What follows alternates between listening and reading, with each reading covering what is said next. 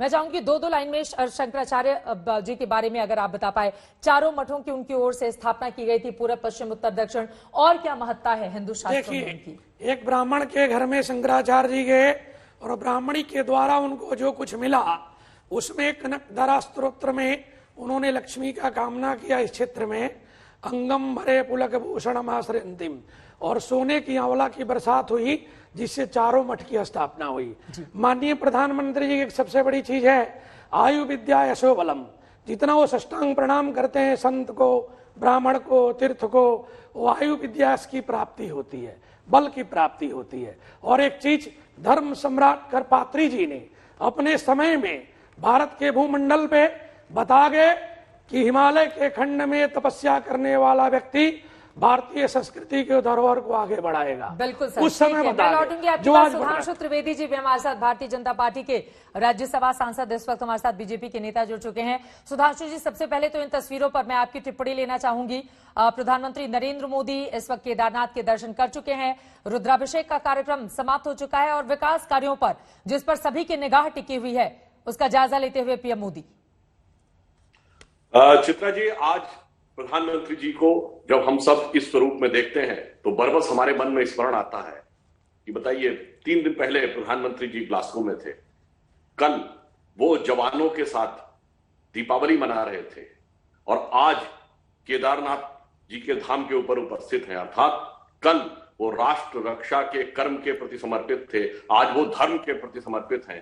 तो ये कहीं ना कहीं दर्शाता है कि धर्म और कर्म दोनों का समन्वय अगर किसी नेता के व्यक्तित्व में दिखाई पड़ता है, पूरी निष्ठा के साथ, अहर्निशम सेवा महे के भाव के साथ, तो वो प्रधानमंत्री श्री नरेंद्र मोदी जी के व्यक्तित्व में दिखाई पड़ता है। दूसरा मैं कहना चाहूंगा, देखिए अभी आपने बात किया आदि शंकराचार्य जी के संदर्भ में, जिसके संदर्भ में पंडित जी बता रहे थे। यहां पे मैं एक और विचार व्यक्त करना चाहूंगा। आदि शंकराचार्य जी के आज प्रतिमा का अनावरण मोदी जी करेंगे, इसमें मैं एक विचार ये व्यक्त करना चाहूंगा कि आदि शंकराचार्य जी ने जो एक अद्भुत कार्य किया है, जो हमारी प्राचीन परंपरा थी, धर्म शास्त्रों पर शास्त्रार्थ।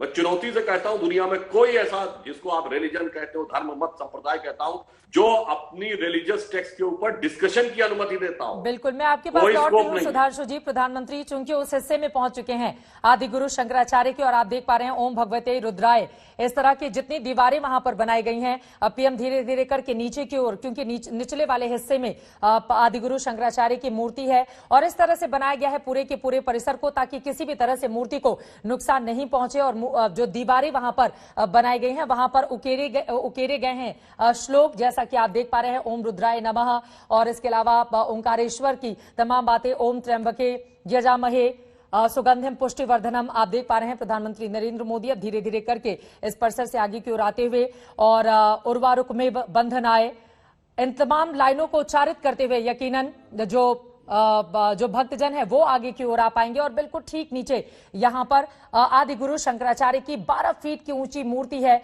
और उसके बारे में भी अद्भुत कहानी है। यकीनन 2020 में फाइनल किया गया था कि कौन सी मूर्ति वहां पर लगाई जाएगी, और उसके बाद आप देख पा रहे हैं किस तरह से प्रधानमंत्री नरेंद्र मोदी जो लाइनें वहां पर लिखी हुई हैं संस्कृत में ईश्वर की आराधना के लिए, उसको पढ़ते हुए धीरे धीरे करके आगे की ओर बढ़ते हुए, हालांकि वहां पर कामकाज चल ही रहा है, लेकिन मूर्ति का अनावरण आज प्रधानमंत्री नरेंद्र मोदी की ओर से कर दिया जाएगा। और अब वो इस हिस्से में आ गए हैं जहां से मूर्ति का अनावरण करने के लिए प्रधानमंत्री नरेंद्र मोदी जाएंगे, जिस पर सभी की निगाह, देश भर की निगाह इस वक्त टिकी हुई है। ब्लैक स्टोन से बनी हुई यह मूर्ति है जिस पर आग, पानी, बारिश, हवा के थपेड़ों का असर नहीं होगा। कृष्णशिला ब्लैक स्टोन कही जाती है जिससे मूर्ति का निर्माण किया गया है।